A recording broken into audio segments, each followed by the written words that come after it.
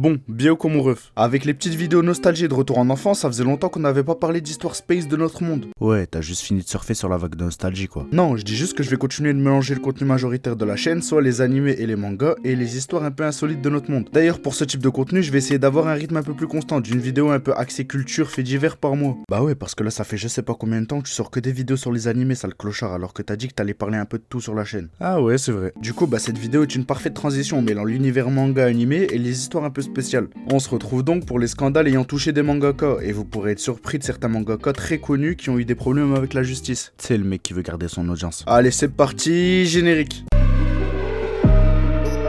All black comme Bruce Wayne, je suis avec mon Wu-Tang. Full gang, on est all pour tout gang. On va pas le comme Touquet, marque de nouveau Touquet.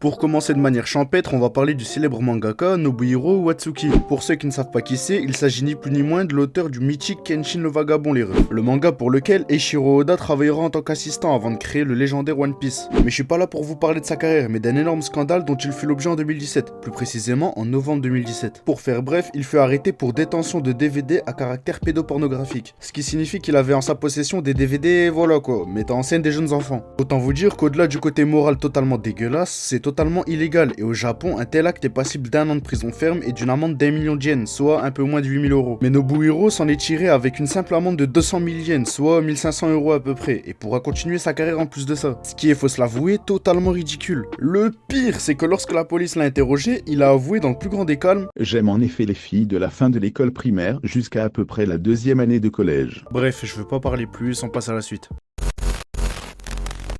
Connaissez-vous Masashi Kishimoto? Wesh, tu te fous de la gueule de qui là? Ouais, j'avoue, j'abuse un peu là, mais est-ce que vous saviez qu'il avait un frère? Un frère jumeau qui plus est, s'appelant Seiichi Kishimoto. Seiichi est en plus tout comme son frère mangaka, mais là où son frère créa le mythique Naruto qui deviendra un des mangas les plus vendus au monde, bah lui, il créa Satan 666, mais ne connaîtra vraiment pas le même succès. Au contraire, il fera même l'objet de très nombreuses critiques. En effet, Seiichi fut accusé de plagiat du style de dessin de Masashi par les fans de Naruto. Mais on ne parle pas de simples accusations là, on parle d'un réel harcèlement à ce niveau-là, au point même où Masashi Kishimoto lui-même dut prendre la parole pour révéler que Seiichi est en réalité son frère et que la raison de leur style similaire est simple. Ils ont été formés tous les deux à la même école et ont donc adopté un style graphique similaire. Imaginez-vous déjà que vous êtes dans l'ombre de votre frère parce qu'il a créé un des mangas les plus célèbres de tous les temps, et en plus de ça vous vous faites harceler parce que vous avez le même style de dessin que lui. Ouais, le monde de méchant. J'aurais pas dit mieux, mais bon, depuis il a continué sa carrière en toute normalité, tout comme moi je vais continuer cette vidéo.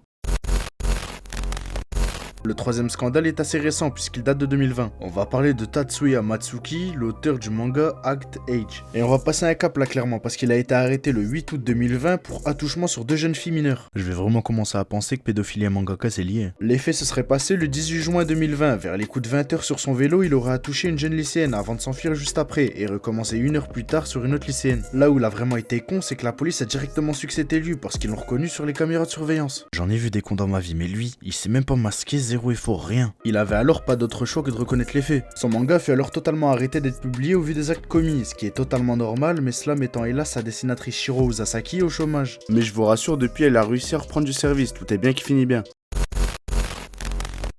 On va commencer à descendre d'un cran en parlant de Death Note. Et cette fois-ci, c'est pas vraiment le mangaka qui est concerné, mais le manga lui-même. Et voilà, encore une vidéo où tu nous mens. Non, mais laisse-moi expliquer. Avec l'énorme succès que le manga a connu, il fallait s'y attendre, mais beaucoup de gens se sont mis à faire leur propre Death Note. Mais le souci, c'est que dans ces beaucoup de gens, il y avait des enfants qui écrivaient dans ces Death Note le nom des gens qu'ils voulaient voir mourir. Et face à ça, plusieurs pays prirent alors des sanctions en interdisant tout simplement le manga dans leur pays. La Chine fut le premier à le faire en 2005, suivi du Nouveau-Mexique en 2010, et pour finir, la Russie en 2013. À savoir qu'encore aujourd'hui, Death Note est banni dans ces états. On va terminer avec un scandale que certains d'entre vous connaissent peut-être déjà. Mais avant ça, connaissez-vous les Paradise Papers? Il s'agit d'une liste publiée en 2017 regroupant 13,5 millions de documents confidentiels mettant en lumière les acteurs de fraude fiscale de plus de 350 milliards de dollars à travers le monde. Pourquoi je vous parle de ça? Tout simplement parce que parmi la liste des évadés fiscaux, il figurait un certain Akira Toriyama. Je sais pas si vous connaissez, mais il a créé un manga qui s'appelle Dragon Ball. Son nom est apparu dans un investissement d'une entreprise immobilière qui fut jugée frauduleuse en 2005. Il ne cherchera pas vraiment à se défendre, il expliqua juste qu'il ne gère pas vraiment ses finances lui-même au vu de son emploi du temps chargé, donc il n'est pas en mesure de répondre à ces accusations. Ça paraît très plausible quand on sait qu'Akira s'en fout un peu de l'argent et n'en fait pas une finalité en soi. Et puis vas-y, ce mec a créé Dragon Ball, ça ne peut être qu'un mec bien. Bon, sur ce, c'est la fin de la vidéo les refs. Comme d'hab, si t'as aimé, tu peux liker, t'abonner et partager, c'est toujours la même. À part ça, j'ai un petit message à faire passer. Chaque jour, vous êtes de plus en plus nombreux à me suivre et je vous remercie énormément les refs, ça me fait grave plaisir. Dans quelques temps, on cassera internet, croyez-en ma parole, j'attends juste d'avoir un peu plus de visibilité pour vous préparer du lourd les refs, vous êtes vraiment pas prêts. J'ai des idées de fous malades qui fusent dans ma tête. En attendant, je vous dis à la semaine prochaine pour une nouvelle vidéo et n'oubliez jamais que... Si t'aimes ce que je fais, tu partages. Je te force pas à le faire, on m'en dit pas la force.